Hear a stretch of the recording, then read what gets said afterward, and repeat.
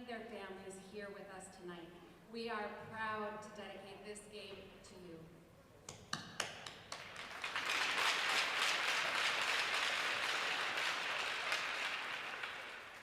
Tonight, as part of our military appreciation game, we are honored to recognize the service members who are here in attendance supporting our River City Blades players.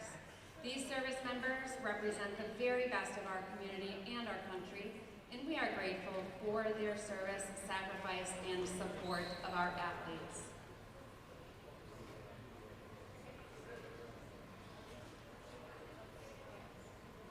Let's recognize together Service Member Tom Anderson, proudly here tonight in support of number 8, Avery Anderson.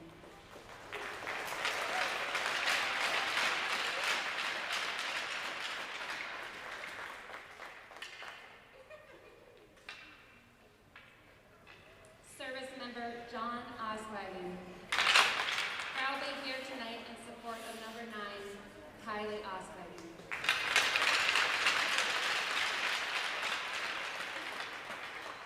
And Donald Luke, proudly here tonight in support of Kylie Oswagon.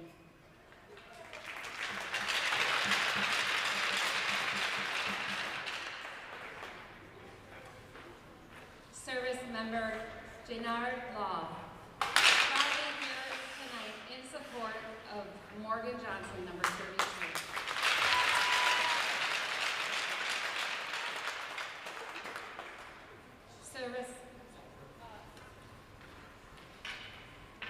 Service Member Douglas Ness, proudly here tonight in support of Shay Ness, number 5.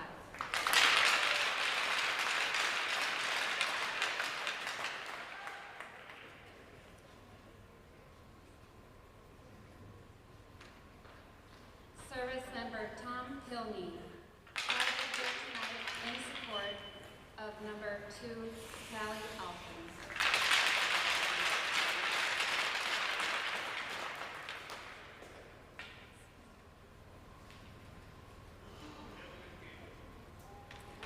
Service Member Dan Schmitz, proudly here tonight in support of number 11, Tessa Bowden.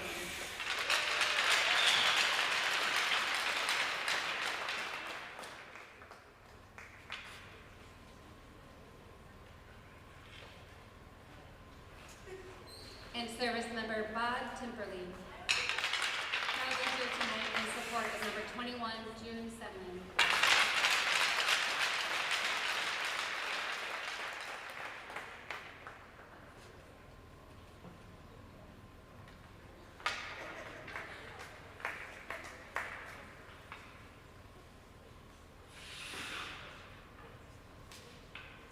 Ladies and gentlemen, please rise and remove your hats for the presentation of our nation's colors by the Coon Rapids VFW Post 9625 Honor Guard.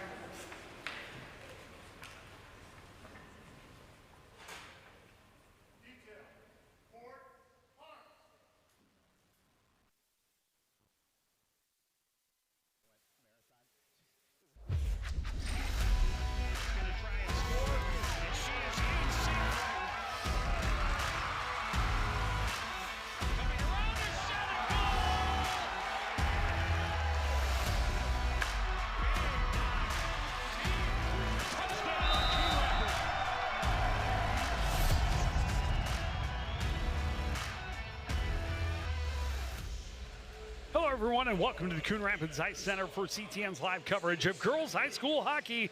It's a section rivalry early in the season as the River City's Blades welcome the Riverhawks from North Wright County. Joe Young, Howie Shapiro, and Jerry Grant. And guys, this is a matchup over the last couple of years that has become a lot of fun to watch. Oh, they've been very competitive games. And I remember 2 years ago when we had a barn burner here, went down to the wire. They scored a couple goals, the Hawks, in the second period, and then the game got real competitive at the end. And Howie, that series is pretty close right now. Well, this is an important game for the Blades. They know they want to come in here, and they feel that this is an important win for them. So, you know, I think the key for Coach Gutty was keep the intensity that you had when you played Spring Lake Park Centennial. Bring it into every game, but they have to bring it in here tonight. Yeah, especially after a loss last week to Roseville Matamidi, also in the section. They really are in a position where they need to kind of win out to ensure a higher seed come section time. On the flip side, North Wright County currently sitting a step ahead of them in the QRF rankings, not yet mentioned in the rankings as far as Let's Play Hockey is concerned, but Howie, they have some players that can get the job done. Yeah, one of those players is Lexi Shum. She's a junior assistant captain, and she's really a leader on the ice, guys, and you know, goal and 3 assists on the season so far, but it's not necessarily about those offensive numbers. It's about her being a solid defender and really, you know, supporting her teammates. And Jerry, I know you'll find this interesting. She's committed to Stonehill University to go play hockey at the next level. How about that? Good for her. That's always good to go to the next level. And she has played well against the River City Hawks, or the River City's Blades historically. She's got a couple of goals over the last couple of contests. On the flip side, Kylie Oswego has been a stalwart on the blue line for this squad for the last 4 years. Finally got off the schneid scoring-wise a couple of games ago, and boy, has she lit the lamp. 5 goals in her last 2 games, Jerry. Yeah, I was going to say that. She has 5 goals. And when you get 5 goals in the last 2 games from a defender, that is a bonus because she can jump in the rush, she can play good defense, and she's finding a way to pick her spots, and that's very important. Know when to go, when to stay back, and then support that offense when you can, and when she does, she's very dangerous. Yeah, and those 2 goals in the last contest was 2 of the 3 they got against Centennial Spring Lake Park, who is currently top 5 in the state of Minnesota. And the Blades have shown throughout the season they have the ability to step up against those top-ranked teams, but can they keep, as Howie talked about, that intensity when the competition on the other bench isn't quite at that level? Yeah, well, every game you have to come out and play it just like you're playing Centennial. If you're going to get better every game, you have to put the intensity in, put the work, play your systems, and do a good job for that, Howie. Yeah, and the one thing Coach Gutty said, you know, we're 4 and 5, but he really likes where they are and the direction they're heading. So they've got some big games coming up, you know, throughout this month and into January. But the time will tell. But they're pretty excited about where they are, even though the record isn't over 500 at this point. Game 10 of the season, they pretty much traded wins for losses all year long. They're coming off a loss. That means it's time to get back on the winning track. The Blades and the Hawks drop the puck next on CTN.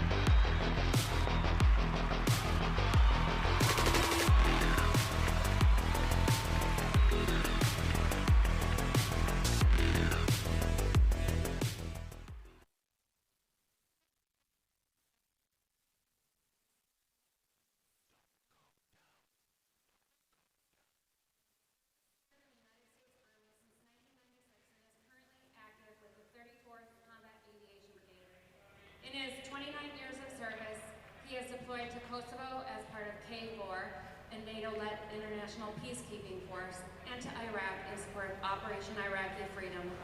In addition to his military service, Sergeant First Class Daly also plays defense for the Armed Forces Hockey League, continuing to represent his fellow service members through the sport we all love. Please join us in a round of applause as we thank Sergeant First Class Daly for his incredible dedication and service to our country.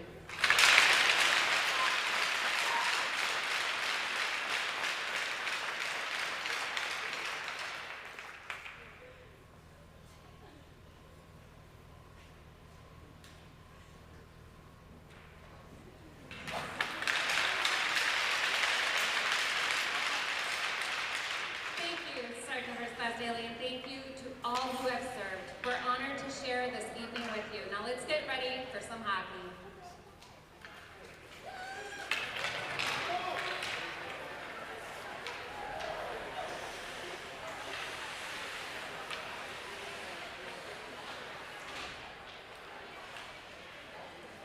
Hockey fans, this afternoon's game is being played under the rules of the Minnesota State High School League. One of the goals of high school athletics is learning lifetime values, and sportsmanship is one of those values. The Coon Rapids Ice Center staff reminds you to be a good sport on the ice and in the stands.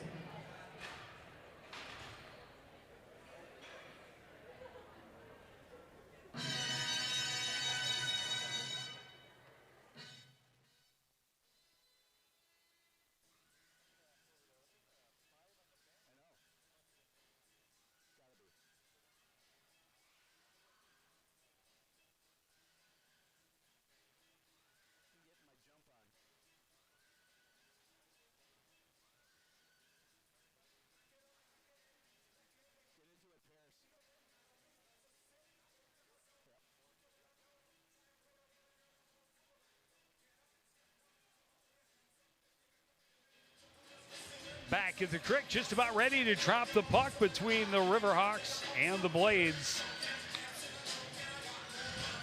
Right now, the Riverhawks sitting in 5th place in the Section 5 AA brackets on MinnesotaScores.net.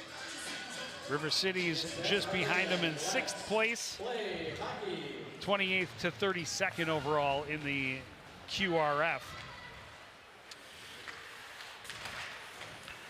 But as I mentioned, the Let's Play Hockey rankings, the Blades have been mid-teens pretty much all season long, and they have really played so well against some of those top-level teams that they've faced so far. They got Minnetonka on the very close horizon. They'll be facing off against the Skippers next Saturday. Yeah, it's a good hockey team. That'll be a test for sure.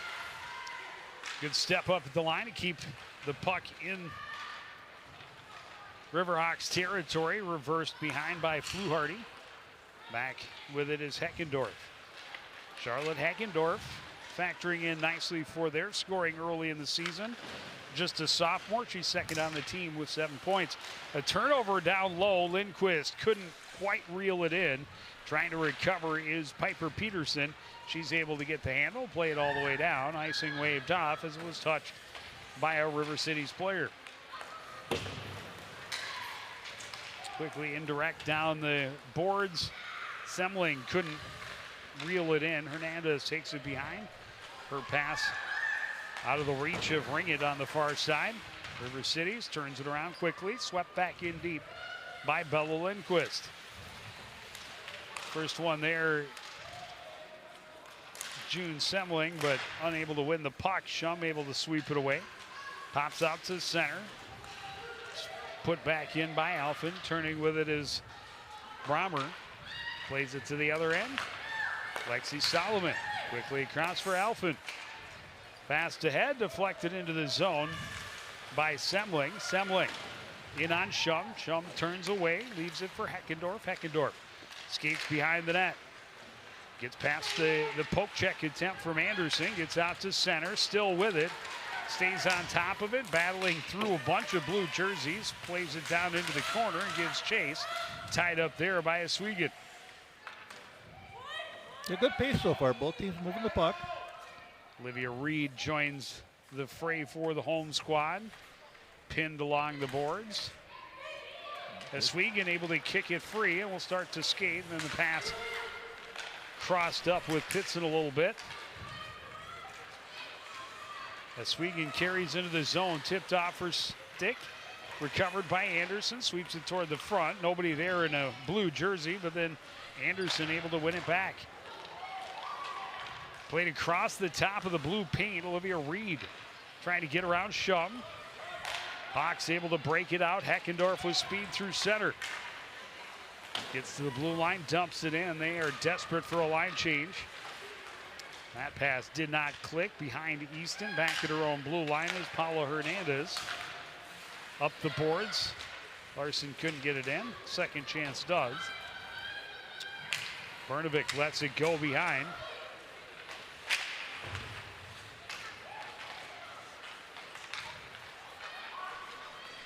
Alphen able to skate almost to center, and then her pass hit a skate and bounced right back in.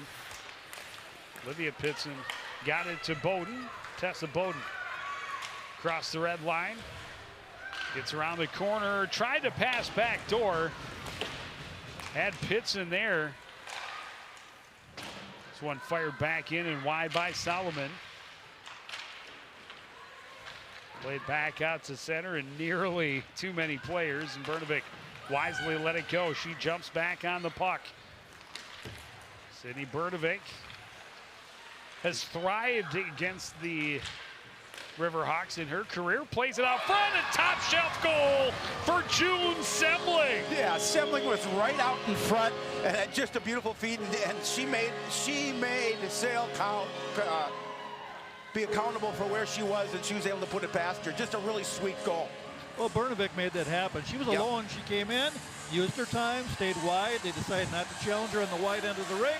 Able to get around the net, use that, and Semling jumped into the soft spot and got the pass and tucked it in. Nice shot to the corner. Yeah, goal number 7. One of the keys, guys, we'll talk about. I have a laundry list of keys from Coach Gutty. Fast start was one on that list, and they certainly did. They got a goal here early on in the first period. Well, a big win for River Cities in the matchup last year. Here's an opportunity back the other way. Piper Peterson cuts to the front on the backhand. Semling able to get a pad on it. Peterson ridden off it in the corner by Semling. Played back around. Lindquist fires it ahead. Too much on it, and that's going to get all the way down for icing. Well, you know, the most important time after a goal, Howie, is the first 30 seconds or so. Absolutely. And they almost let the Hawks get right back in the game with a goal with a little bit of a defensive miscue there. Oh, there's head coach Kaylee Bean. Joe and I had a nice conversation with her before this game started. Yeah. And she's pretty excited. And we talked about how this team's history of playing games close. Right. Yeah, it's 2-2 the all-time series. The first ever contest between the two was back in 21-22 section quarterfinal. A 1-0 win by SLPCR, or CPCR at the time, now River Cities. Yeah. The one goal scored by Kennedy, and that's going to be a trip, as reaching back for it was Olivia Reed. But Kennedy Bolander scored the one goal for Molly Terabeza and Kaylee Scott. All three went on to play sports at the next level. Bolander played or is playing lacrosse. The other two still playing college hockey. And since then, Bernovic has scored at least one each and every contest. The last 3 seasons of her high school career, she scored at least one against North Wright County, including 2 goals, 3 assists last year in the 7-4 win. Nice setup in the middle, but Hackendorf handcuffed just a little bit, just got the heel of the stick on it and sent it wide. Semling scored 3 and had 3 helpers in that 7-4 win. That was the highest scoring meeting between the two in their 4 matchups so far. With speed out of the back end, bring it into the zone, tipped away and cleared the line, but not out.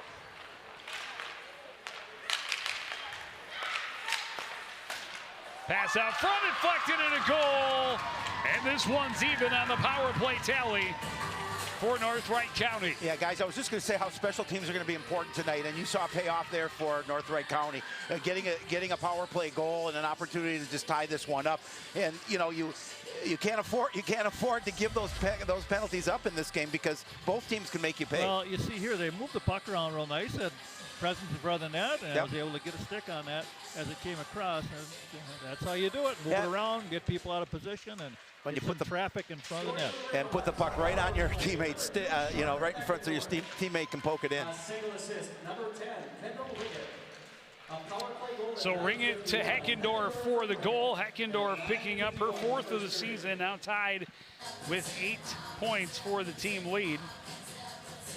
Not a bad start to her sophomore campaign. No. And this is a big one, getting them back even. Yep, it was. With River Cities. Yeah, River Cities needs to get into a flow a little bit. They're making a few mistakes, getting offside and doing things like that. So have to settle down, get back into the flow of their game, which is down here, pressure. Yeah, pressure and press the net. Quality shots in the house. Hernandez sends it around, able to sidestep a stick check was Brommer, get it out to center. attacking 2v3. The numbers win for River Cities. Yeah, good back check by Bowden there. Back in her own zone, Brummer plays it off the near boards. Stepping up on it is Alphen.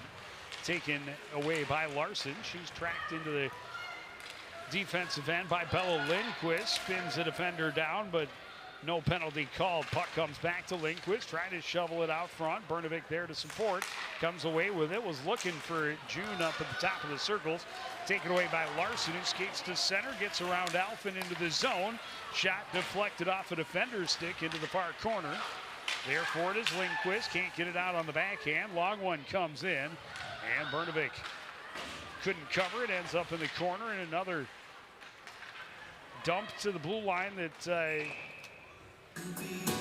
has not been very typical for this team to this point in the season that we've seen. And that's the kind of play can get you in trouble, feeding the other team's blue line.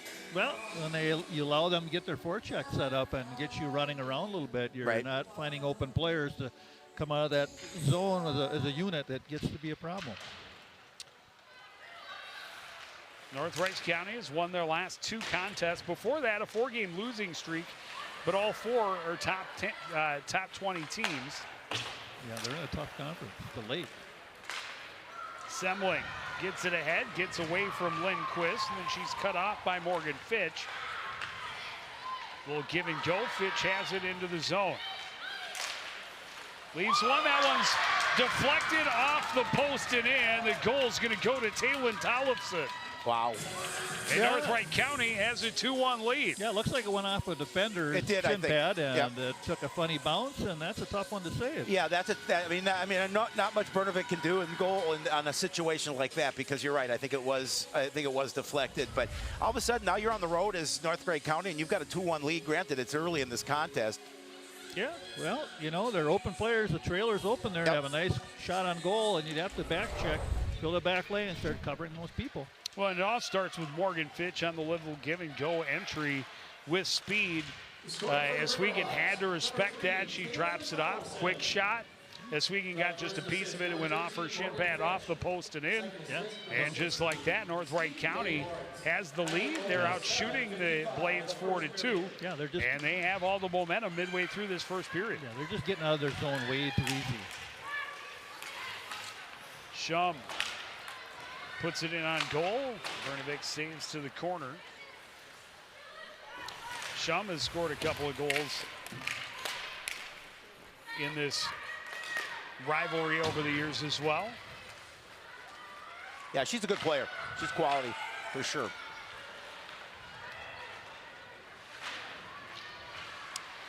Blades won the first and last matchups between the two. North Wright County, 2 wins in between.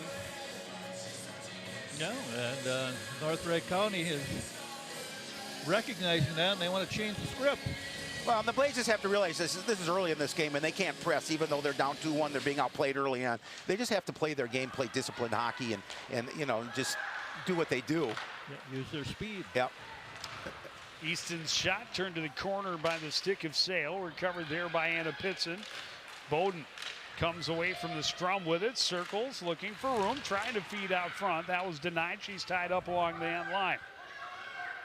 4 players poking and prodding at it. Bowden comes away with it off the boards. Oswego tried to direct toward the net. Didn't get through as Ringett tried to skate back out, but sent back in deep by Oswego. Centering attempt by Bowden. Puck still loose in the slot. Bowden couldn't get the handle on it, and back the other way comes Tollefson. Fresh off of her goal that puts her team up 2-1. She leads the charge into the zone. Now recovers, tries to center. That's stopped up by the skates of Tessa Bowden. Rushing the other way is Callie Alphen. Alphen into the zone. Will just fire it in on goal, and Sale will hold on. Fortunate for River Cities, because they were dead tired.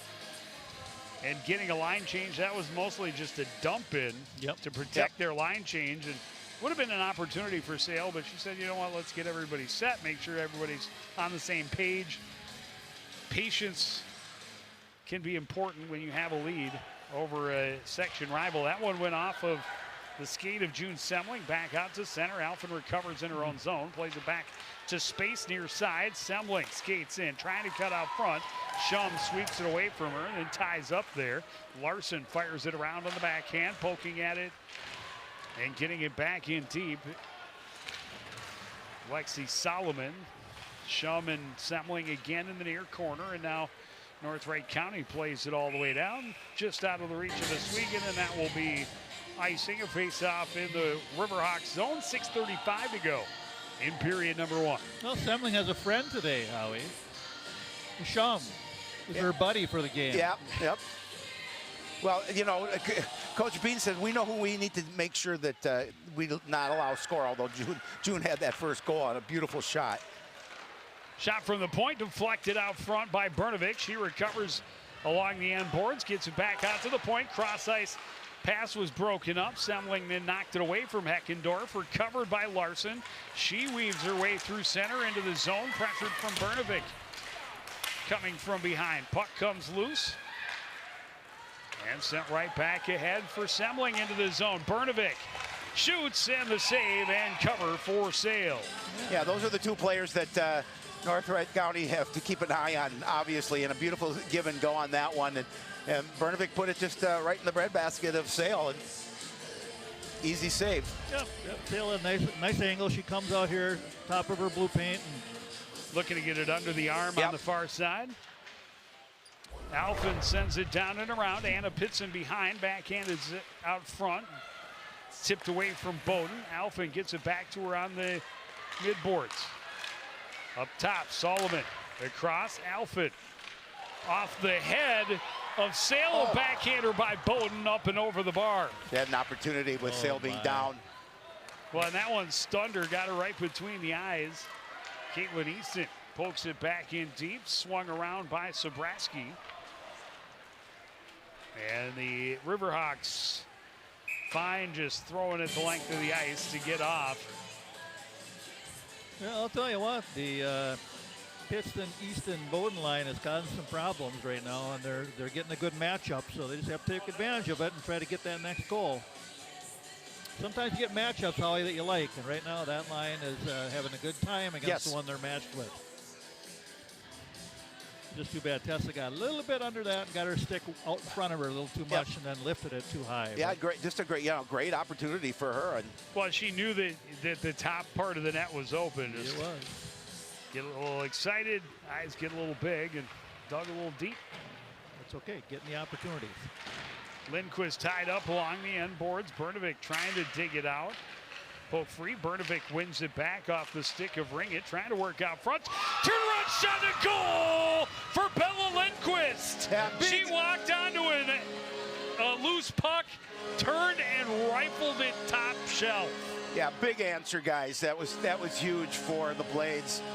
Now out shooting North Wright County 10-5. Well, it all started again with the forecheck, and that's where this team gets their money's worth, is when they're able to pin the other team down with their skill and speed. They're able to find open players walking into those top spots, and what you'll see here is a good, quick turn and shot, and that's what they need to keep doing. Goal number 4 of the season for Bella. And with it, she becomes the 4th Blades player with double-digit points on the season. They're going to get right back on the forecheck as Swegan sends it in. Here's Semling, a shot, rebound is loose. And it was Shum tying up Lindquist just before she poked home a rebound into an empty net. Sale wasn't sure where it was. Lindquist at center, waiting for some traffic to clear. Across for Eswegan, and handcuffed her a bit. Semling recovers off the boards, but runs into Larson and Heckendorf. Heckendorf, a little give and go. She'll enter the zone down the left wing. Getting wide on Solomon. Circles, looking for help. Plays it back to the line, and too far. Hernandez a little late coming in on that line change, and it's going to be offside. Well, I love the look on that last one. Semling looked to her right, and I think she made Sale think that she was going to pass, and then she took the shot. Unfortunately, she didn't get the goal, but I thought that was just a really smart play. The old look off, Howie. Don't want the goalie to see where your eyes are going. Yep.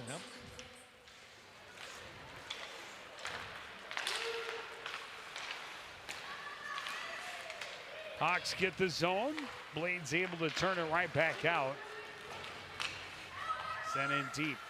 Brnovic leaves it there for Alfin. She's got a stick up in her business. Ends up tossing in the corner. Centering pass. Only blue jerseys in the slot. Well defended. And then, that's not how you want it. Tellison just sent it 180 feet the wrong direction.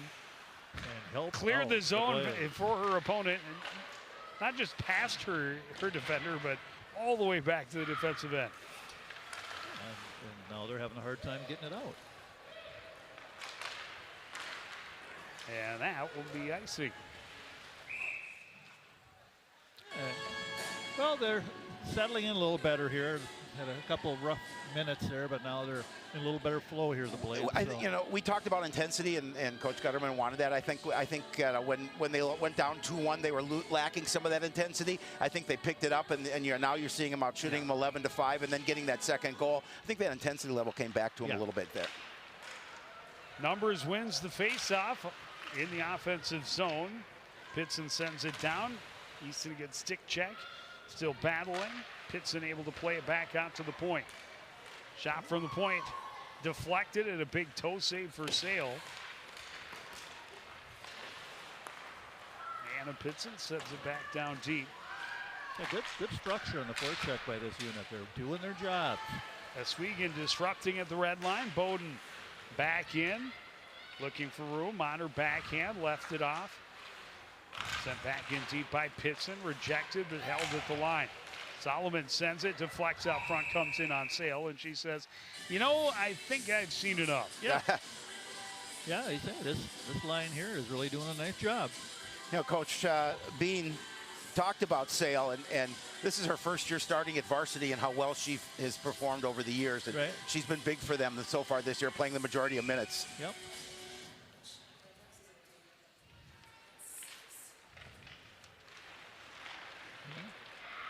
Tie up on the draw, comes loose to North Wright County. River City's able to send it back in deep. Circling behind was Fluharty. She'll get it back in the near corner. Looks up ice, instead goes behind for her partner Hernandez. Hernandez up the middle, that one didn't click. Sent right back to the corner for Brnovic. Great look from Alfin. Down deep, it's poked away from Bella Lindquist. Brnovic can't keep it in, far side, waiting. Numbers, bodies swarming to the puck. Solomon, top of the circle, stops up. Lindquist is shot. Sale had a little bit of trouble handling it. Clear attempt taken away by Brnovic. Here's Lindquist, is shot, knocked down with the glove of Sale. They'll play it around to the far side. Yep. And right back in behind Hernandez. Yep. The pressure is causing the problems, leading to good shots. Hernandez just going to play it hard off the far boards. Good angle, so they're not going to get icing, but they just have enough room to get everybody changed out. Fortunately for them, River City's also getting some fresh troops on the ice. Hernandez still out there, though, looking long, and that one will bounce in front of Heckendorf. She'll get to it and avoid icing. Turns, looks, centers. That's broken up by Easton. Olivia Reed, or not Olivia Reed, that's Anna Pitson getting into in the first period. Easton, who swept it out to center under a minute to go in this first period. Pass behind Larson on the entry. It would have been offside, but instead it's a misfired pass by the home squad, and it's icing. Well, you had a freebie there. You had delayed offside. Just got to take your time, look for the right pass. And instead, you get a draw on your own end with 48 seconds left.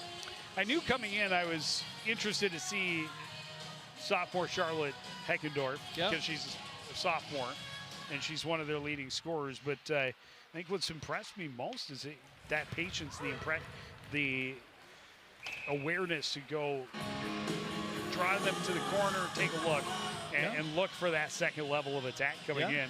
We've seen it one time. She fed a defender coming in that was just not quite fully onto the ice, and it ended up being an offside. And the last time it was cut off, but good hockey IQ from a young player. Here's an opportunity for Semling. Semling blows around the defense. Top shelf, short side, and a 3-2 lead for the home team with 30 seconds left in the period. Well, June was able to not only use her speed, but her power. She's able to get that shoulder inside that defender, and once she got that, it was all over because she was able to cut to the net and then short side her. Watch this nice move. She just gets that shoulder, leans in, she's around her, and yep, goaltender gave it to her. She took it. Nice goal. Yeah, you can't underestimate her speed. No. And if you let her get the corner, she's going to score more often than not coming in on a goaltender like that. Oh, good for her. It was a nice play. Her second of the game, and Oswego chased back into her own end. To Pitson, long pass ahead, looking to stretch it out for Bernovic.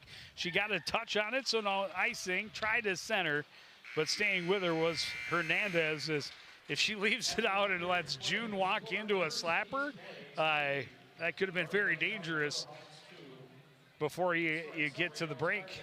Yeah, it would have been another goal more than likely. Good response by the Blades. After they went down there, they picked their game up. Their forecheck really started to work. That second unit was really doing a nice job putting that pressure on the Hawks, and it played off, and 2 goals to get ahead. They go to the locker room with a 1-goal lead. Down on the bench with Blades head coach Todd Gutterman is our Howie Shapiro. Thanks, Thanks, Joe. Coach, you know, some of the things we talked about, one was intensity, and I thought that maybe lacked a little bit after you gave up that second goal, but I love the response from your girls, and then that late goal to end the period. Yeah, I mean, it's a little disappointing period overall. We finished strong. We're late on our rotation on that power play. We got to be better on the PK. You know, we're aggressive. We talk about it. If you're late on your rotations when you're aggressive, you give up goals like that. And then my D's gap's not real good right now. We got to tighten up the gap, and our forwards got to back check harder to help them out. So tell me some of the things you liked in that first period. You know, we talked about getting pucks to the net. When we started getting pucks to the net, there's a lot of loose pucks there. So we just got to get hungrier, but we're doing a good job. I mean, shots are 15-5 right now. It's a 3-2 game, so we just got to play the rest the way we finished that period. Thanks, Coach. Good luck in the second. We're going to take a break and break down that first period right after this.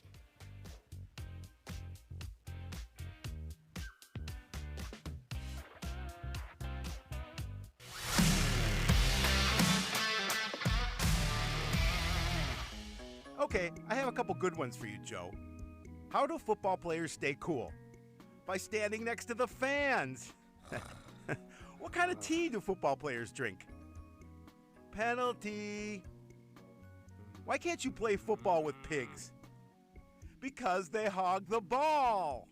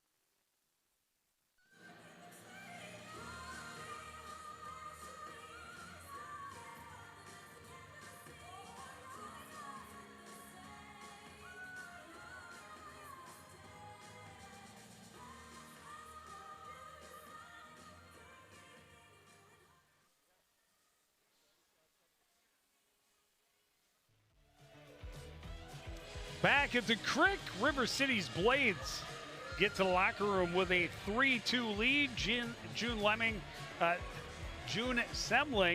started the scoring. She finished the scoring in that period, but some ups and downs really for both teams throughout the first 17. Well, I thought we had a new player with you. Where'd she come from? Oh, I thought you were talking about Monty Python with the lemmings. So great feed from Bernovic. Semling gets her head up, goes top shelf. But a good answer from River Cities, and then they're able to get on a power play and extend their lead. And that's, or get their lead, I should say.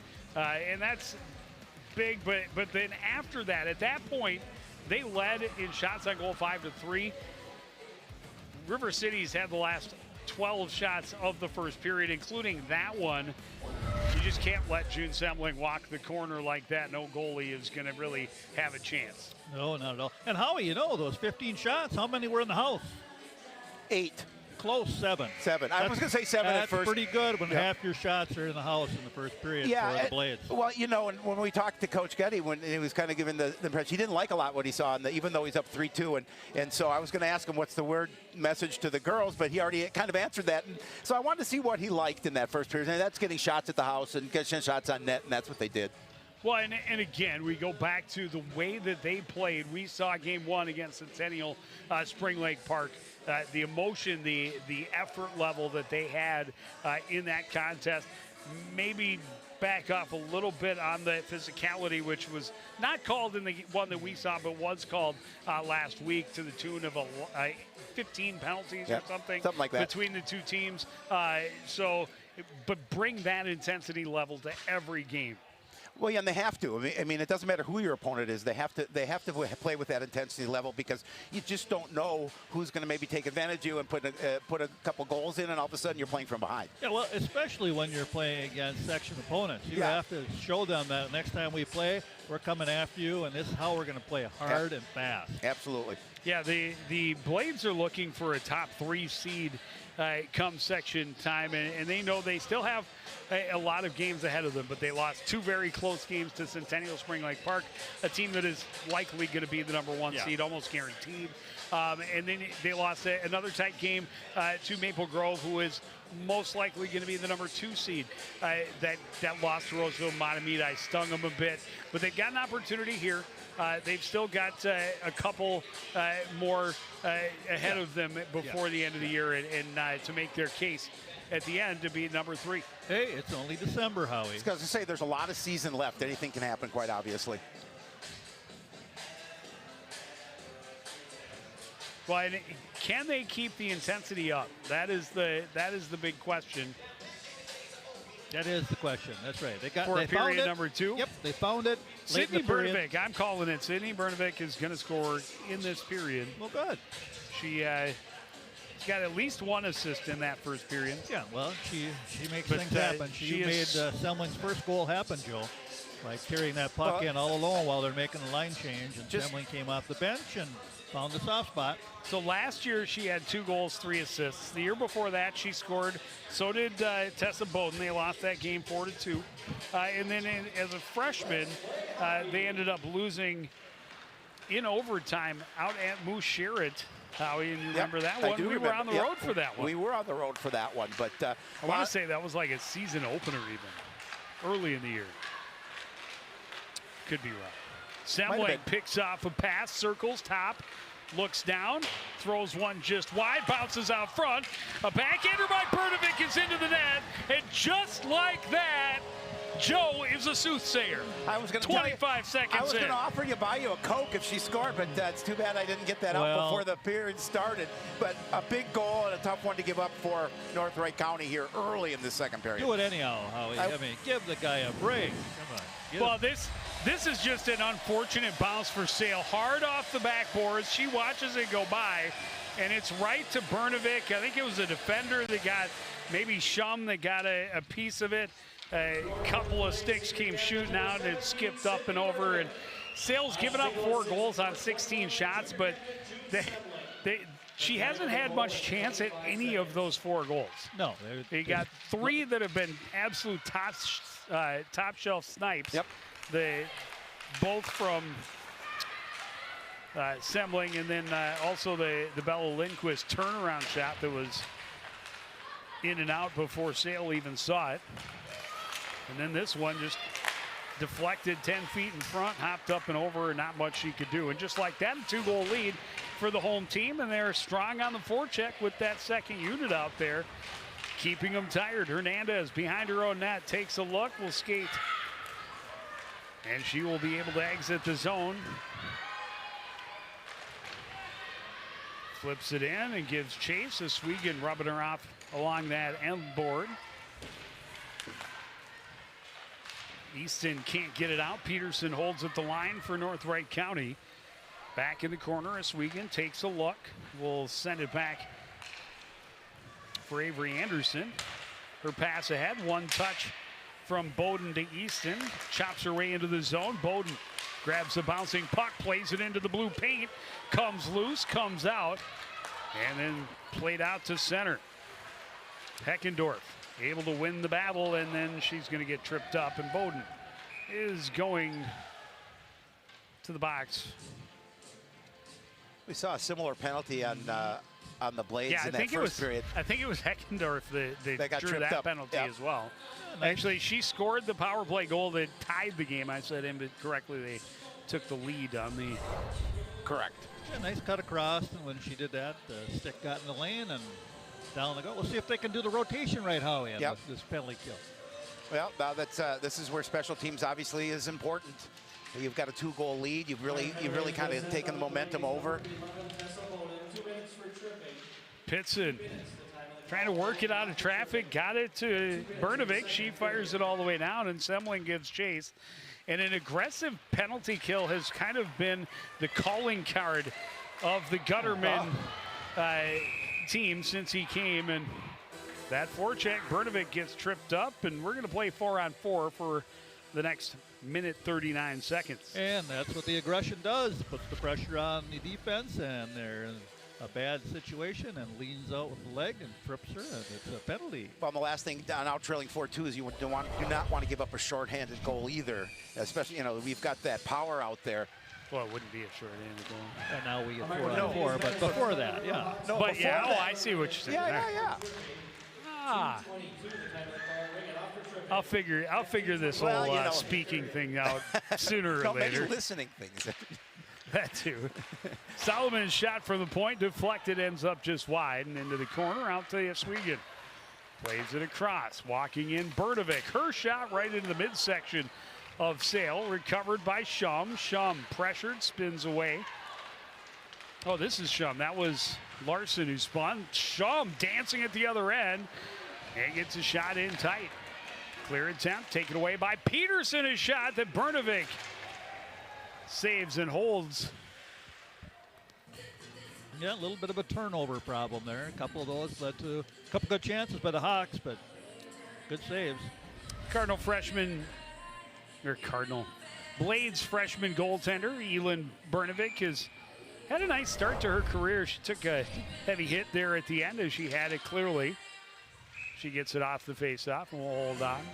Well, I talked to Gutty about, how's this whole rotation with the goalies working out, and he's really thinking that it's been working out really, really well. Those two goalies have each other's backs. They're really good friends, and they're cheerleaders for each other, and I think that's what's really important when you're splitting time like that in a crucial position. That pass just out of the reach of Easton at the top of the zone will lead to a icing call. Yeah, because you need both goalies. We've seen in years past where a goalie will get hurt. Like Wostro last year was out for a number of games, and Lund came in and did a good job. And Grace did do a really nice job last year. Face-off win for the Riverhawks. Shot from the point. Hit Peterson out front, deflected into the corner. Solomon will leave it back behind. Oswego takes a look. She will skate out of the reach of the stick check from Peterson. Gains some speed through center. Pushed back out to center. Solomon sends it down and around. Larson tied up at the corner by Lindquist. Coming away with it is Easton. Easton, quick shot. Save made into the corner. Bowden's penalty will end in a very short 21-second power play for River Cities. Alphen off the boards. Semling just sweeps it in and then gives chase. She'll get there first behind the net. Kind of lost it in her skates. We'll play it back to the point. Pitson through traffic off the pads of Sale and recovered by Bernovic.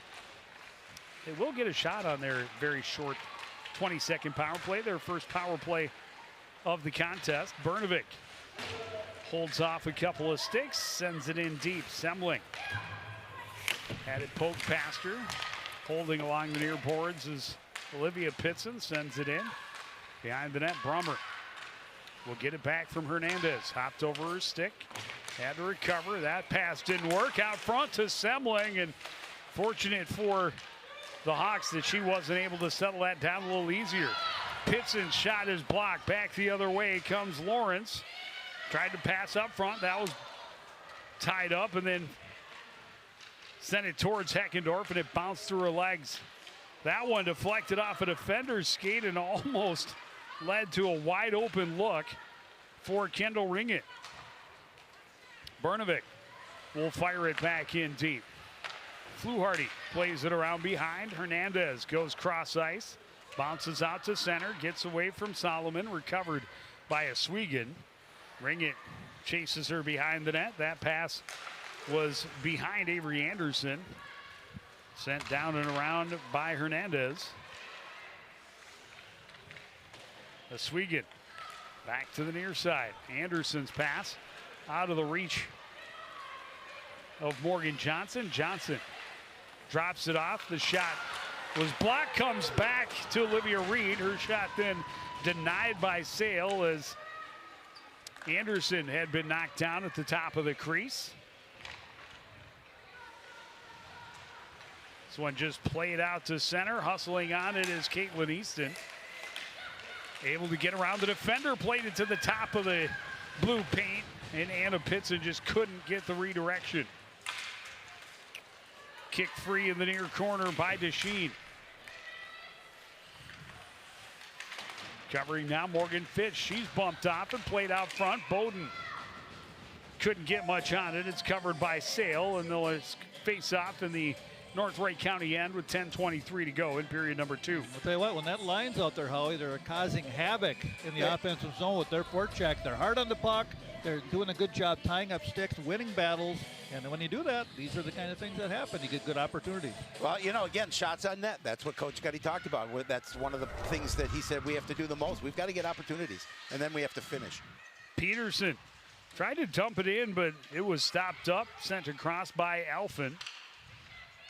Played back out to center. Bowden played it in, would be offside. Hernandez's pass knocked away from Larson. They're still able to get it into the zone. Easton recovers. That pass into the skates of Peterson. Bowden trying to poke it into the zone around her. Peterson can't get it up the boards. Played in on goal by Easton. Riverhawks breaking out the middle. Piper Peterson was cut off there by Olivia Pitson. A lot of P's in that sentence. P's, yeah.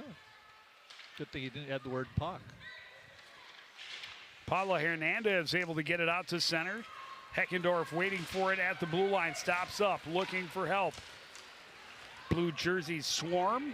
Kept loose to Piper Peterson. Larson just trying to sweep it in deep. Alphen takes a look. Near side, Bernovic with speed down the right wing. Gets around the stick check, tried to center, but nobody home. They were completing the line change. Lindquist had it slip under her stick, kept in at the line by Oswegan. Knocked away from Bernovic. Bernovic gets it again and sweeps it in deep. Here comes the forecheck from that top line of River Cities. Semling had to make sure she kept the lines. Sends it into the far corner. And now gets it back from Bella Lindquist. Circles her pass. Broken up by Shum. Played back behind and trying to come out of the corner. Had it knocked away, but held there by Oswegan. Can't get it through the defender. Now played out to center. Semling waits at her own blue line. Brnovic right back in on the attack. Brnovic in tight and a save for Sale. She'll hold for the faceoff just over midway through period number 2. Well, Coach Gutty's got to be happy with that pressure, Howie. Yeah, absolutely. Brnovic did a really nice job. And look, I mean, using her speed to get around the defender and getting a good opportunity on a shot on goal. Yeah, it was just all good hard work again, able to just pressure the puck. When you do that, good things happen, Joe. People get a little nervous and they'll turn it over. No Alpha question. will send this one in deep. Pitson can't get there, but Easton holds at the hash marks. Continues to battle. We've got a player down for North Wright County in the corner.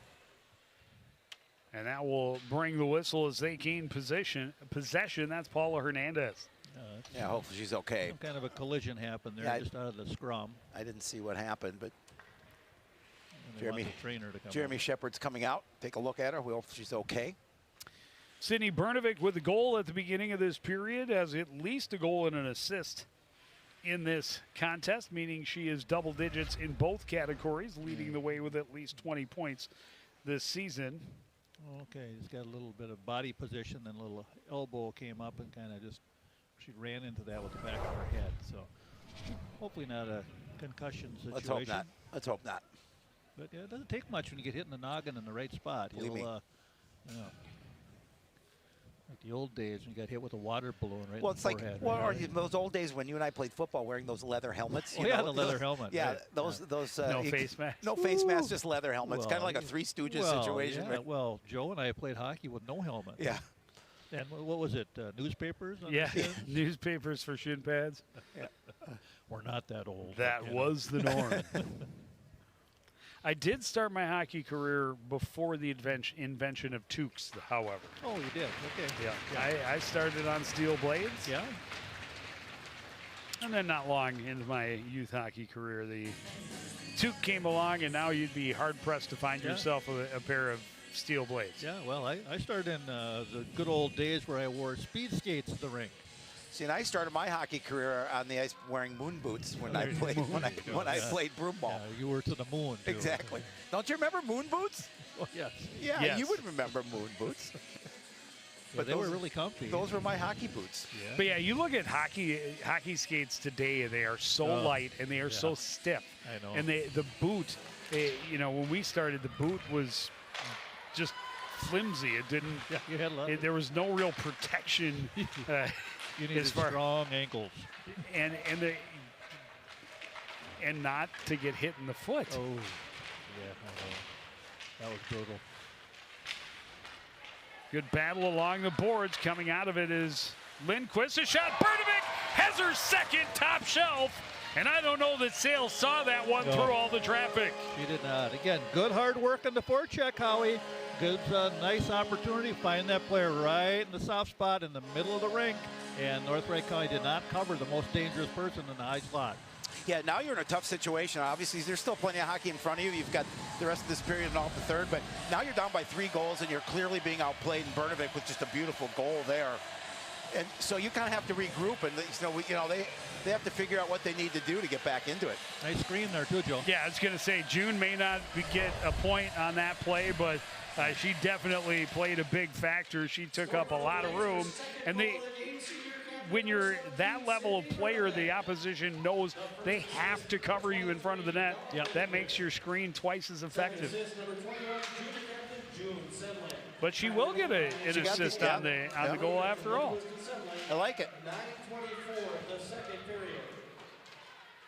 So the big guns all firing for the River City's Blades. 2 goals and an assist at least for Sydney Brnovic. 2 goals and an assist at least for June Semling.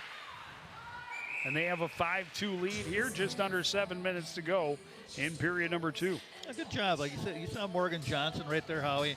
She didn't give up on the play. She just chased that right player, North Wright County player down and made her tip that puck up into the crowd, get a whistle.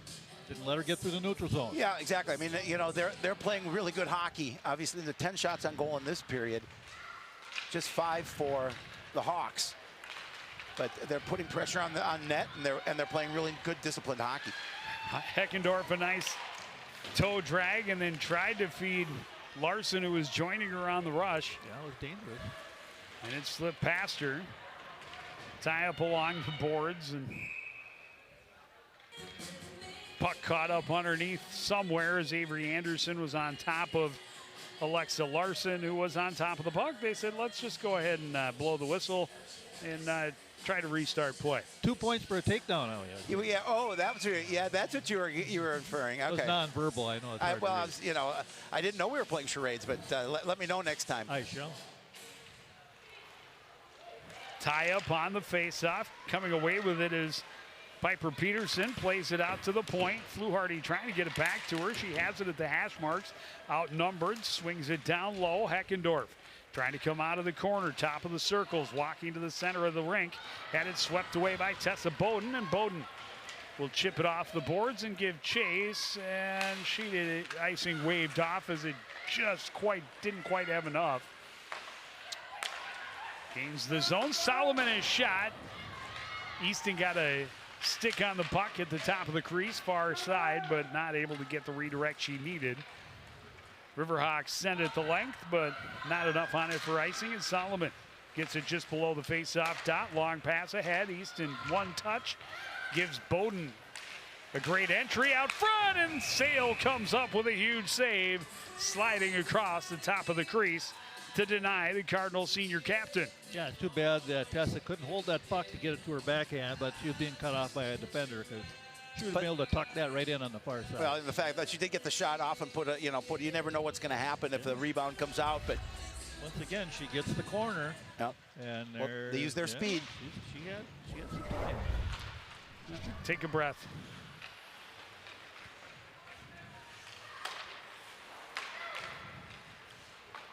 A nice regroup. Well, and that was something that Penalty. Coach Bean talked about, is wanting to see clean breakouts, which they've struggled with. Yep. And there you saw it. It was a nice regroup behind, but then the second pass up top left them stranded in their zone. Unfortunately for them, Brnovic, just a reach with the stick ends up in the sin bin. Yeah, it was wide open. They went D to D to center, but the center didn't handle the puck. It was wide open, but that's been their problem, getting out of their zone, not handling those passes. A big opportunity for the Hawks here because they need a goal. Uh-oh. Oh, there's one. Oh, right there's back. another one. Well, all three of the River City's penalties have been trips, and actually all 5 penalties now in this contest have been trips. Well, Larson, and we're going to play some more 4-on-4, and Larson didn't have a chance there because it wasn't going to be a 2-on-1 with Semling leading it. And that's got to be frustrating for Coach Bean. And you get an opportunity for a power play, and just 10 seconds in, all of a sudden now you're playing 4-on-4 again when you're trailing by 3. And again, that's the problem you have against this team. They're very dangerous, short-handed. Well, and one of their most dangerous players in a 4-on-4 situation where you got this much ice is on the sitting in Pine in the sin bin. Elfin shot blocked by Ringett, recovered by Semling, plays it back to Elfin, top of the circles, trying to get it back to Semling, and it escaped. Elfin to Semling, back up top. Flings it through traffic, and it finds the 5-hole, and Callie Elfin has her second of the season. That was what you call a bad goal. But the goaltender, give her credit. She was getting a bad bounce. She wasn't quite set, and she just was not ready to take that puck off her equipment. Yeah, I mean, now that's huge because now you're all of a sudden up by 4. As you're going to see here, just the shot directed at the net. It just bounced right between in the 5-hole. It hit number 3, but she really wasn't set. And it's been a rough period for North Wright County. Well, it looked like River City, the Blades were on a power play. It was a 4-on-4, but they were just doing what they wanted to. Right. Scoring for the River City's Blades, number 2, Callie Elfin. A single assist. That's a tough, as a goaltender, that's a tough one to give up, especially when you're trailing. Semling getting the lone assist. So the 2 top scorers for the Blades feasting on their section rival for the second straight season. Jumping on this one, Piper Peterson. She'll try and race around Oswego. She's taken down. Oswego hits the corner of the glass there. Both players back up and okay, and no calls are going to be made. Yeah, Kylie did a nice job by taking away time and space over there. That was a nice play. Easton off the boards.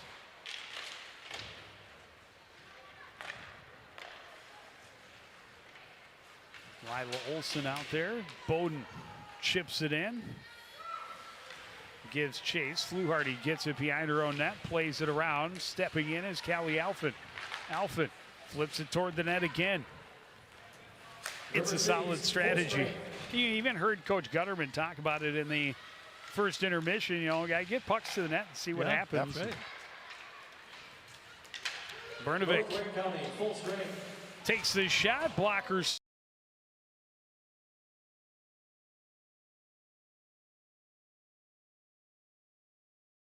Tips it away from Peterson. And now we'll get it back through center into the zone. Semling, top of the circles. Tried to get it to Bernovic, and it handcuffed her a bit. Back the other way is Larson. Alexa Larson into the zone. She'll go wide, get around Solomon. Centers, that's off the skate of Semling. Out to center, and Fitch way back into her own end to recover. 2.5 to play in the second period. 3 goals unanswered in this period. Tollefson dancing through. She gets out front with some sweet moves, but can't tuck it home. And it's held at the line. Shot hit traffic. Tollefson dumps it back in deep. Back behind is Ringett. Ringett around the outside. Her pass taken away by Lindquist. Got it to Easton into the zone, trying to get around Shum, and does. Carries behind, swings it out to the point. Holding is Olivia Pitson. Tried to get it back to her, but could not. Swept out to center as Swegan. Will carry right back in. That's Swegan on the backhand through the top of the crease. Far side, turning with it. Morgan Fitch sends it behind. Shum.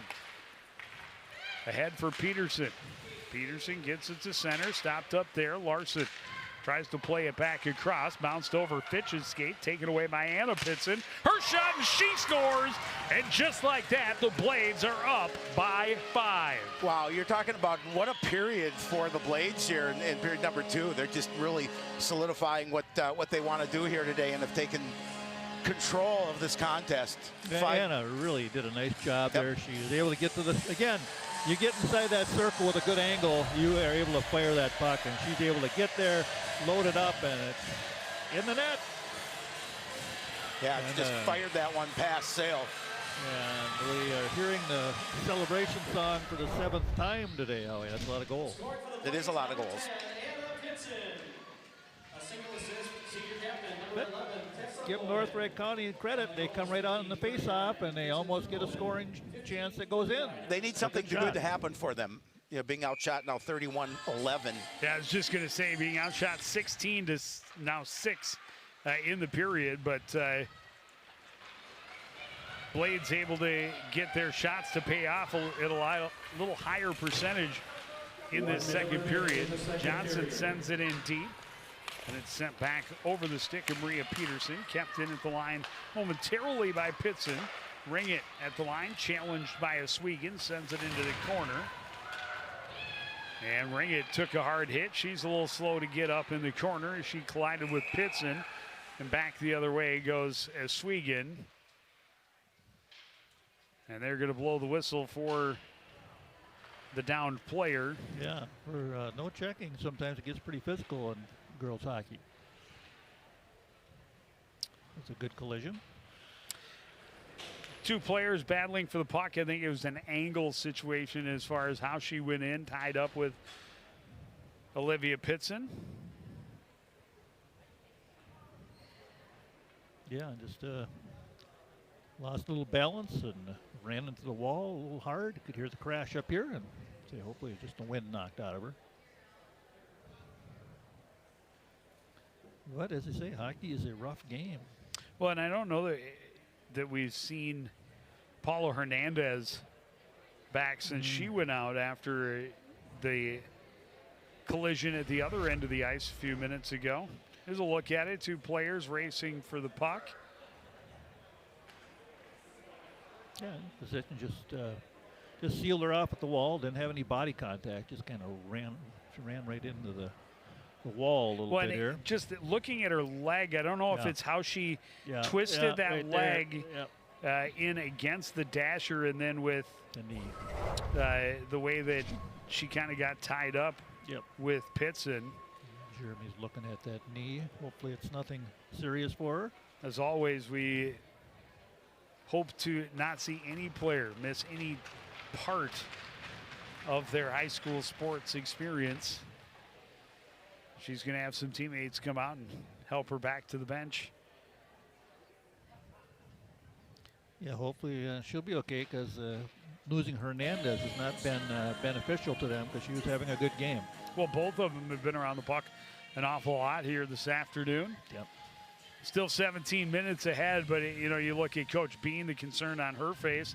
He already saw a game against a section rival kind of turned into a blowout over this middle period, but then you lose a couple of your key components. Has to be concerning as well. Yes, it is, and you just want to get this 41 seconds done and get to the locker room and regroup.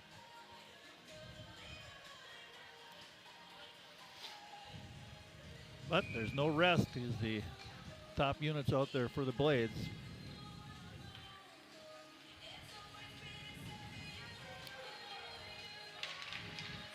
Face off at center, won by North Wright County.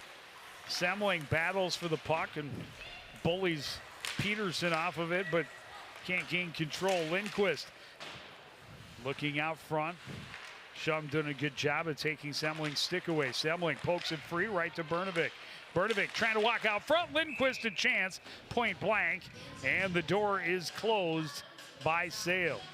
Yeah, it doesn't take this line long to make something happen. They get that puck down the other end and they work it and get those good opportunities. Lindquist had another great chance. And if you start to pay too much attention to number 17 and number 21, which rightly so you should, number 23 can definitely be dangerous as well. And this is going to be a penalty against North Wright County here in the final 10 seconds as Piper Peterson just got her stick up in the business of Callie Alphen. And there we go. Well, just what they didn't need. So 9 seconds only, so they'll have come out. Who knows? 9 seconds is enough to win a draw and get the puck in the net. You can see how close Stripes was to the action there. Yeah, it almost got in the middle of it. And if they don't get it in the net, they'll have 151 in the third period. But you win a draw, anything can happen. Well, they scored from center ice just 25 seconds into the period, so 9 seconds is enough if you win the draw, but North Wright County able to secure the puck, play the length of the ice, and that will get us to the buzzer. And what a period for the home team. 4 unanswered goals, and now have scored the last 6 in this contest since they trailed 2-1 midway through that first period. Yeah, they took the game over here in the second period, that's for sure. And the Hawks have some work to do to try to get back into this one in the third. Down on their bench with head coach Kaylee Bean is our Howie Shapiro. Howie? Tough period, especially in that second. Talk about a little bit about what you saw specifically in the second from your squad, and tough to give up that power play situation just to end the period. Yeah, we don't mind that last situation. We thought our Piper Peterson was hustling and was moving her feet on that one. But yeah, in general, we talked about being disciplined before the game. After the first period, we made some adjustments against their top group. And it did not pay off. And we know if 17 and 21 are on the score sheet a bunch, we're going to be in trouble. Down by 5 going into the third. What's your most important message to the girls coming back in the third? Yeah, we'll make some adjustments, maybe see some players in different situations, but I just think our leadership, not quitting. There's a lot of hockey left. We had a tough one in November, and we came back and scored 5 unanswered, so you never know. Weirder things have happened. Thanks, Coach. Good luck in the third. The boys and I will be back to break this one down right after this.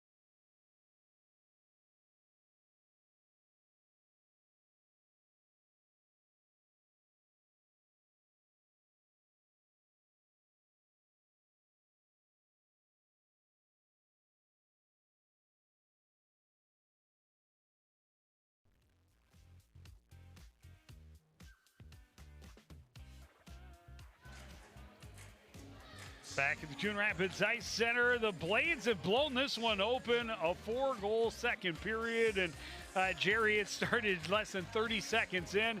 They jammed one home, got their first 2-goal lead of the game, and they just ran away with it after that. Well, just a lot of pressure. You'll see on the replays, that first one there, and then you got a puck again just off the back wall, out in front, no one covered it, and there's Bernovic on the backhand. See it again, walking in from the middle, nice pass back to the point area, and there's Bernovic again with a nice wrist shot. Here's Elfin coming up, she fires one, takes a funky bounce. And they got a couple nice breaks there, and then here comes Tisson. Bounces always help, but they do. Just sometimes just playing it to the net is what you need to do. I think 4 of their 7 have been top shelf goals, though. So they've definitely has been some skill on display, but they have really opened it up and have an opportunity here in the third period to put the hammer down and put away a section opponent. I have a question for you, Howie. How many shots to the house? 32 shots, how many in the house now? 14. Yep, you're a little low. They had 11 that last period, plus 7, 18. Oh, so 18. I am low. Actually, was talking to Coach Bean on the way out after our interview, and she said to me, we felt really good after that first period, even though they gave up that goal.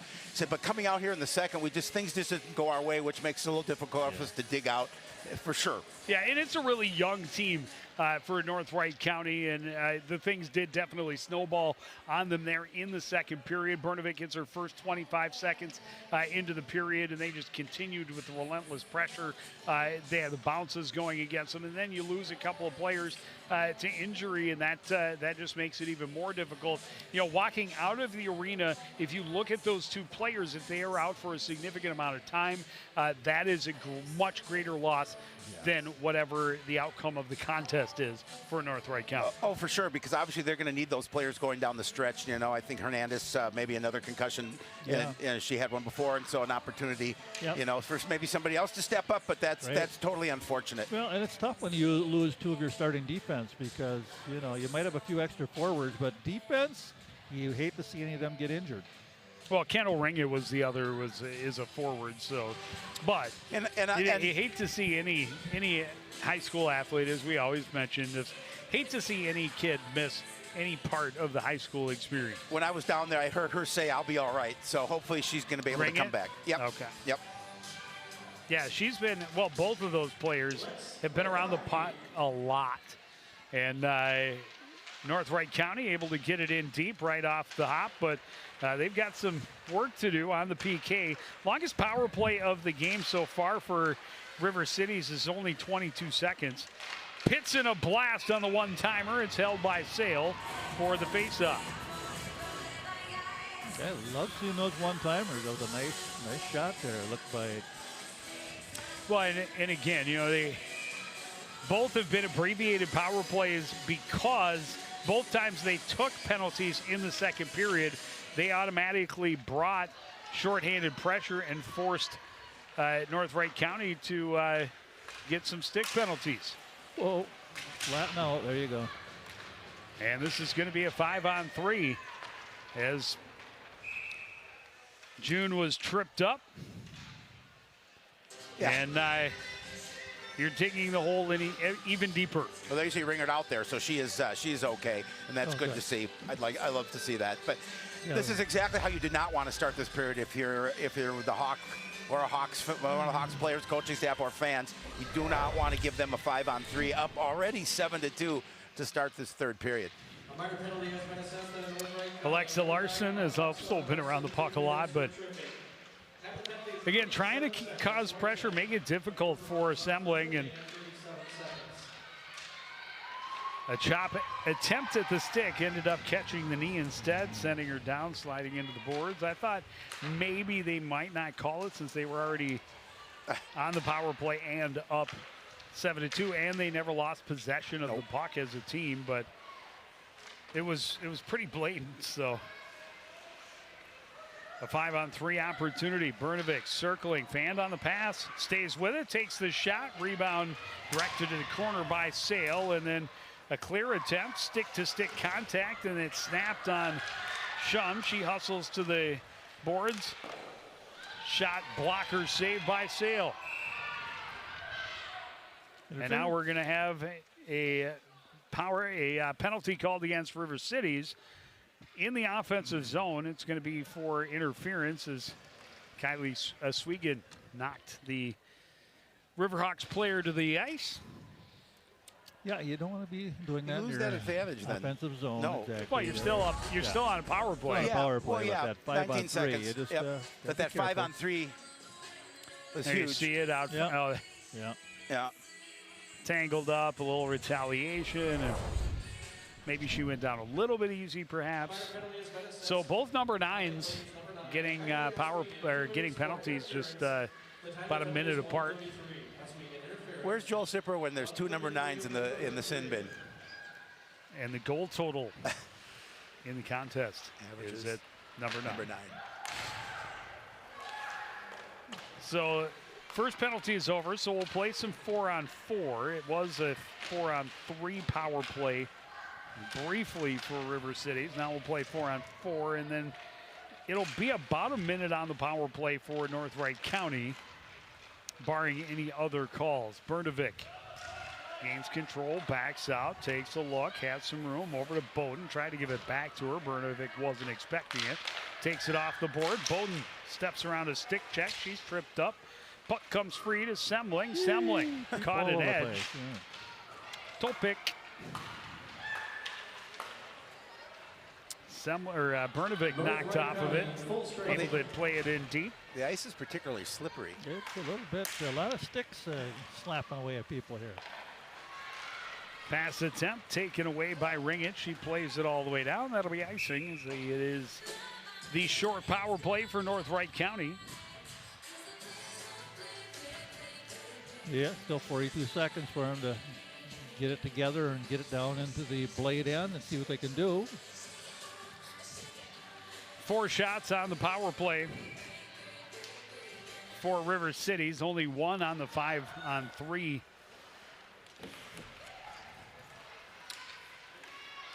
And that one came from a ways out, but clearly they can salt this one away as they're up 5. Unlikely they will give that up. There's a chance off the boards for Alexa Larson and nearly put it into a wide open net.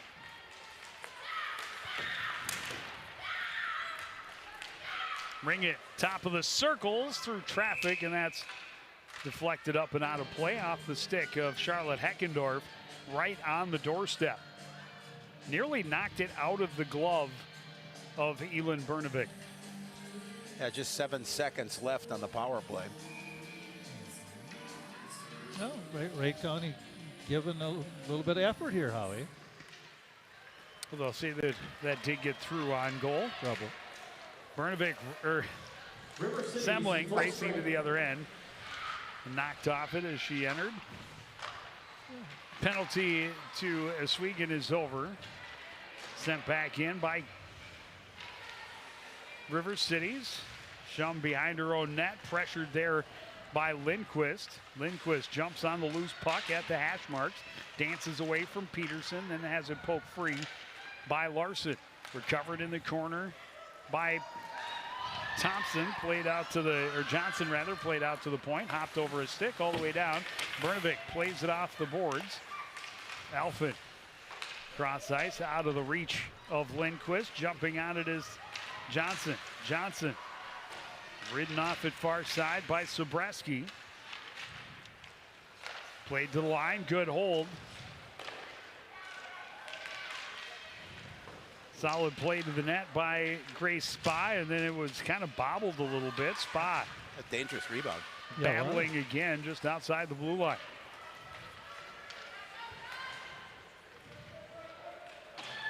Icing waved off as that was touched going through neutral. Bodies hitting the ice some more. Oswego locks up along the far boards, able to win it and play it back into the corner. Bowden comes out, she'll drop it off. Played in behind, sent along by Brummer. Oswego fanned on the attempt, looking to one-time it toward the net. Played out by Julia Deshane. Back to the line, turned around again by Fitch. Right back out is Swegan. Fitch at the blue line. Pitchforks it up and over and out of play. Yeah, that's a interesting minute of hockey there.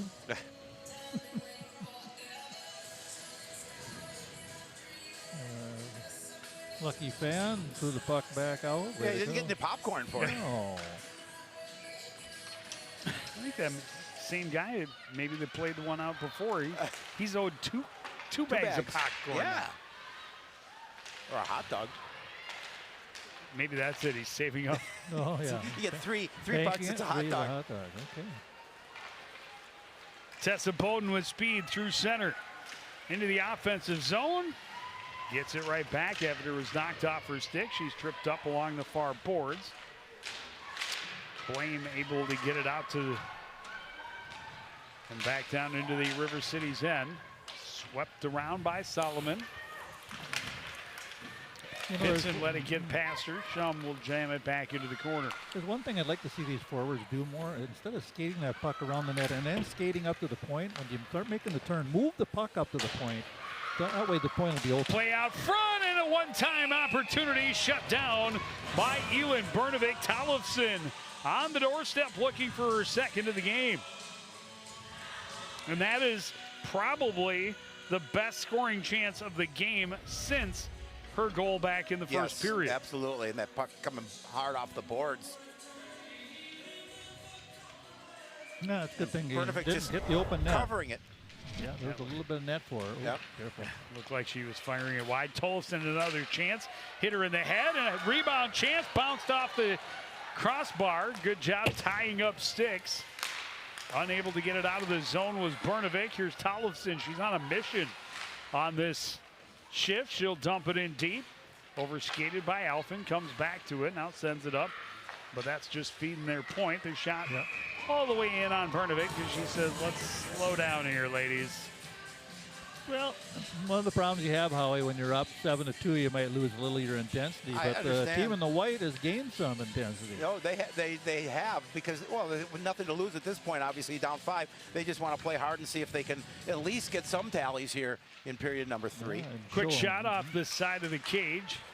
Larson able to win the puck out of the corner, top of the circles. Out to Fluharty. Her shot was blocked into the corner. That pass attempt hit Lindquist in the back of the skates.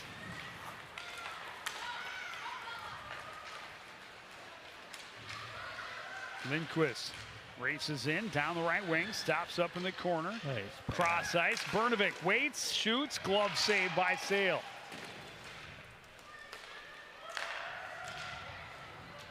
Semling wins it back, played it out to the point, and hopped over a stick out to center. Now she's got it right back, looking to get it back to Bernovic in the slot. That was broken up. Stepping in is Becca Shortridge. As some more girls deeper on the roster, getting an opportunity to play against a section rival with a 5-goal lead in the third period. Yeah, it's always nice to be able to get some of those players in that may not see a lot of time at the varsity level, get some minutes in, opportunity to see what they can do when you're up by 5 goals. Right, and then, let your horses rest a little bit more by not grinding them out.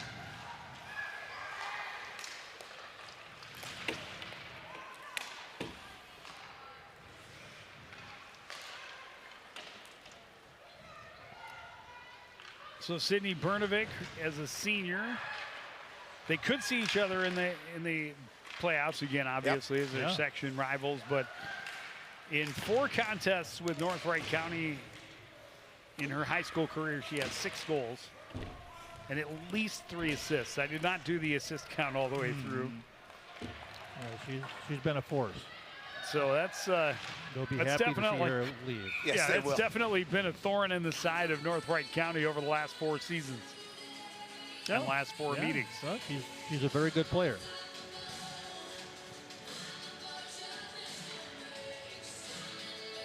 Yeah, these when Riverhawks came into the section, they meet them, and I believe was the first time the Champlain Park Coon Rapids co-op had won a playoff game, and it was a 1-0 game against Riverhawks. And what a save with the glove by Sale, point blank on Bowden. Yeah, how'd she make that one? Boy, Tess has had good opportunities today. She's just not able to find the back of the net, Howie. Yeah, actually, Tessa's been playing. I think Pitson wasn't that shot by Pitson. I may have missed it, but nonetheless, Tessa Bowden has played really tough here, really hard this afternoon. Yeah. I like this line. They played well today.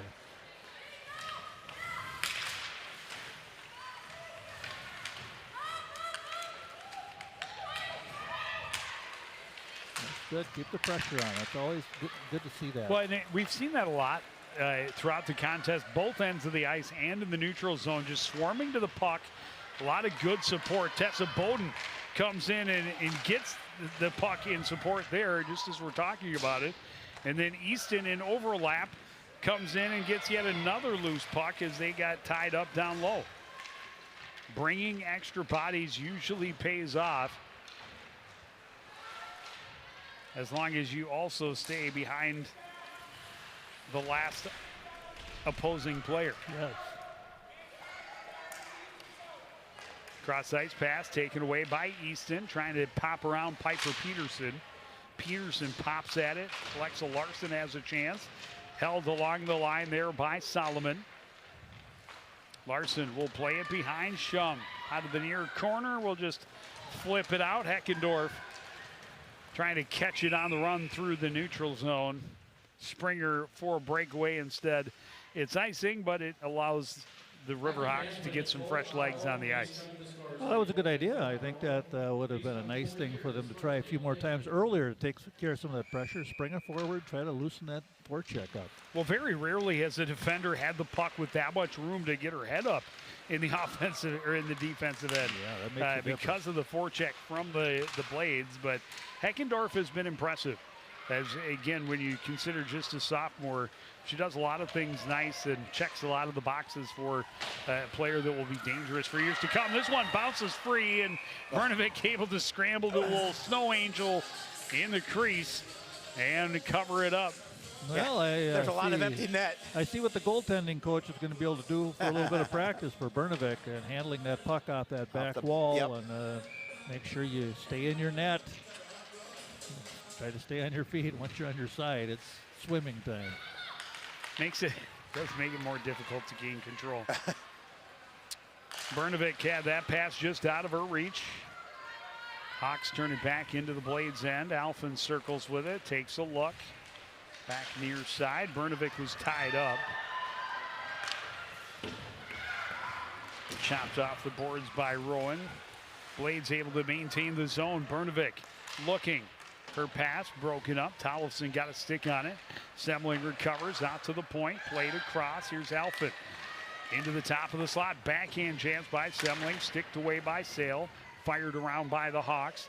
There to hold is Grace Spa. Plays it across. Off the carom. The shot by Semling. Deflected up and over the net by Ringett.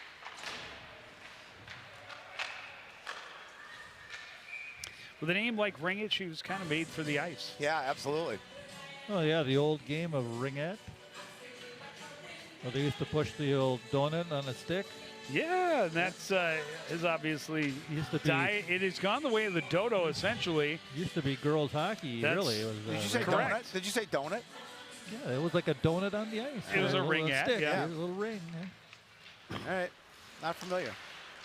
Yeah, it was essentially hockey, but they made it. It's a non-contact game, obviously.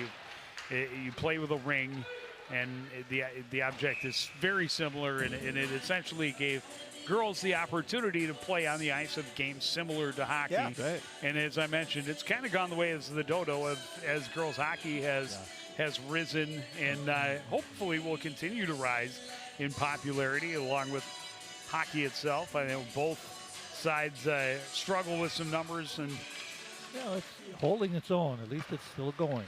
That's the key. That one deflected off the linesman out to center. Leads to a race. Oswego will get there first, just in front of Olivia Bain. Good pressure from this fourth line of North Wright County, keeping them bottled up a little bit. These are girls, too, that getting an opportunity because the game is so one-sided. An opportunity and a save for Brnovik. Bain Had that one popped to her, had some empty net to look at, but Brnovik took it away with a glove hand. Yeah, that came in quickly, and Brnovik did a nice job of making sure she gloved it. Yeah, that was a good save. You see on the replay, it pops out. There's opportunity, and yep. She squared Here up and had her glove available and ready to catch.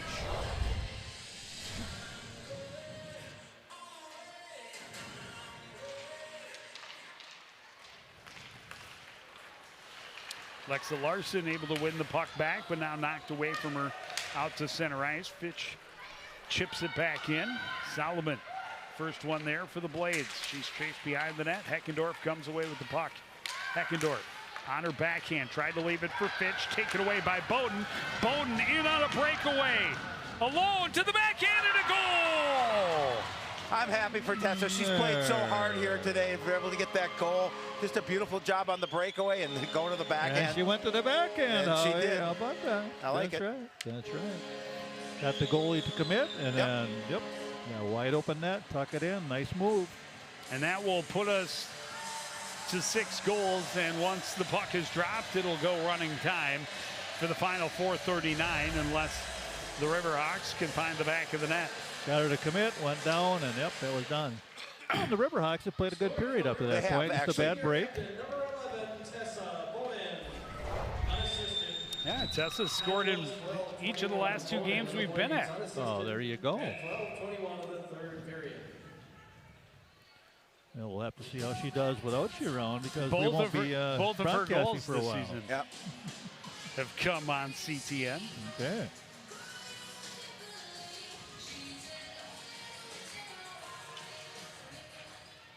Face-off win. Alphen sends it down and around. Pitson trying to dig it off the end boards. Got it to Bowden. Bowden takes a look out to the point. We'll circle and send it across for Alphen. A shot deflected out front. Pitson right on the doorstep. Well deflected and just waiting for a rebound that would not come. Yeah, good job. Pitson got her body right between the goalie and the shooter and screened her and got a tip.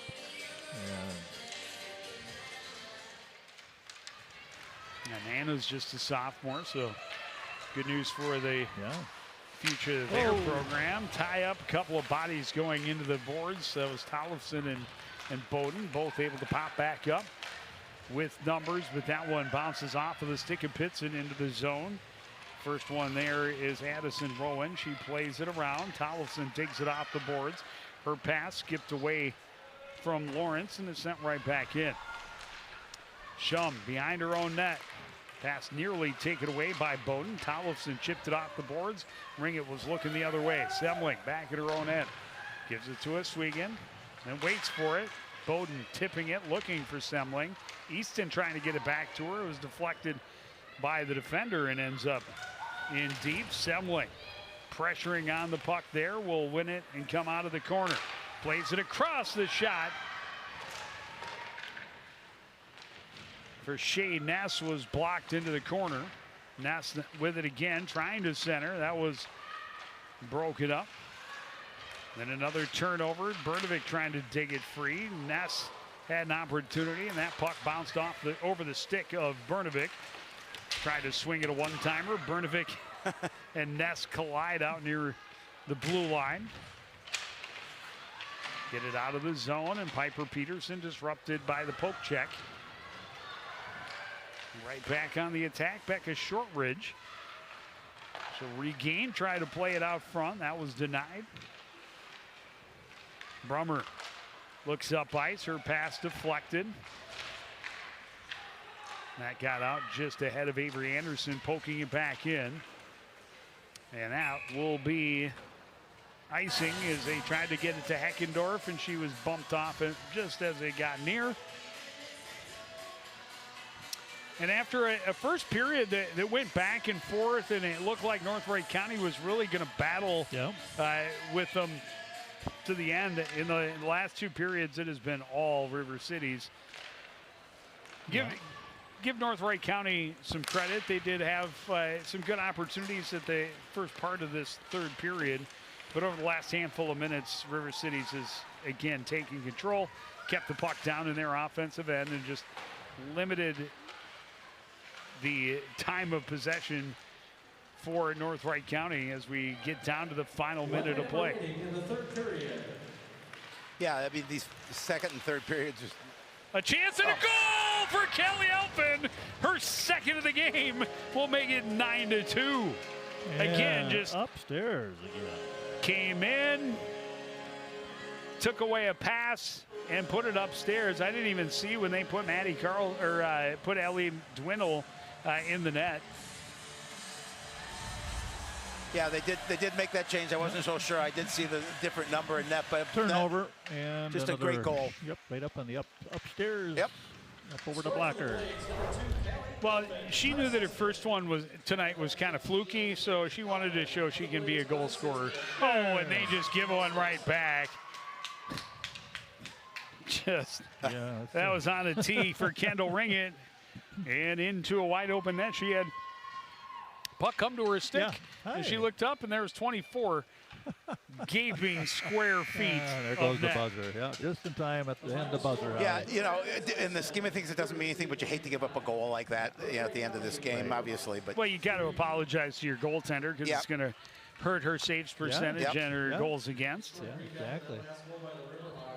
But overall, when you score 9 goals and have 48 shots, if 19, you're averaging that's a pretty good effort. Coach has to be pretty happy with averaging 16 shots a period. You know, they have to. He's got to be pretty happy with that output. And the key is they got him in because I think they had almost about the same amount of shots against Roseville, but lost the game. But exactly. 9 goals, pretty hard to lose the game. Oh, and you better not. You don't often lose when you score 9. No. But the thing they didn't do here was lose composure and take a bunch of penalties as they did against Roseville. That was very costly, especially in that third period. And I'm sure that Roseville Matabidi looks at that as one they may have stolen a little bit and know that they don't want a rematch in the playoffs. I don't know that anybody in this section is going to want to see River Cities in the playoffs. Not with what they can do. Certainly light the lamp quite a bit, and nobody wants to see that. But whoever gets a chance, they have an opportunity to get past them. But I think that would be fun to see Spring Lake Park Centennial River City Blades rematch, obviously. Yeah, it would be. But got to get there first. Absolutely. What would be even more exciting is to see the first ever River Cities team, as it's year 1, but in the history of the co-op, a trip to the state tournament. That would be fun. This is a team, I think, that has the ability to do it, especially if the top line is going to contribute absolutely if they can get that second line and maybe a little bit of contribution from the third line. They can be very dangerous, and they showed they can play right with the best teams in the state. They've got some more tests, though. They've got Minnetonka on the road next Saturday. But here's what we have for you. Swimming and diving against the Blaine Bengals on Thursday. That starts at 6 o'clock. The boys hockey team takes on the Jefferson Jaguars right here. And another matinee affair next Saturday. And then we'll see the boys basketball team against the Burnsville Blaze on Monday, the 22nd. But that's going to do it for this edition of CTN Sports. Again, the final score, River Cities 9, North Wright County 3. I want to thank everybody out there for joining us and continuing to support everything we do here at CTN. For the entire crew, including Jerry Grant and Howie Shapiro, I'm Joe Young saying good night.